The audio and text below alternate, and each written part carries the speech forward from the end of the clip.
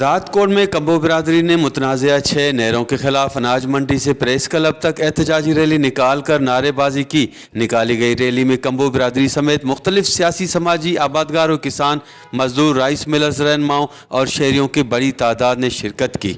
जबकि एहतजाजी रैली से खिताब करते हुए रहनुमाओं सदर कम्बो बिरादरी जावेद अख्तर कम्बो, अब्दुल हमीद खान कम्बो, आबादगार रहनुमाओं मीर मोहम्मद इसाक मुगेरी, कामरेड उर्स सिलरो, कजलो खान मुगेरी, ज़िला बार के साबिका सदर एडवोकेट मुनीर अहमद कोहावट समेत दीगर ने कहा कि दरियाए सिंध से 6 नहरें निकालना किसी सूरत काबिल कबूल नहीं है। इस वक्त अगर 6 नहरें निकाली गईं तो सिंध मुकम्मल तौर पर खुश्क और बंजर हो जाएगा। हम वफाकी हुक्मरानों को खबरदार करते हैं कि इस मंसूबे को फौरी तौर पर बंद किया जाए, क्योंकि सिंध में 80% ज़रिए मुआश ज़राअत पर है। अगर दरियाए सिंध से 6 केनाल निकाले गए तो सिंध की ज़मीनें बंजर हो जाएंगी और सिंध की आवाम पानी की एक एक बूंद को तरस जाएंगी।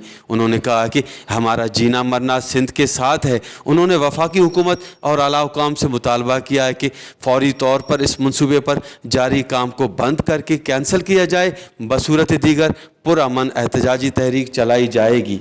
कैमरा टीम के साथ गुलाम अली ब्रावई, वश टीवी, शद्दाद कोट।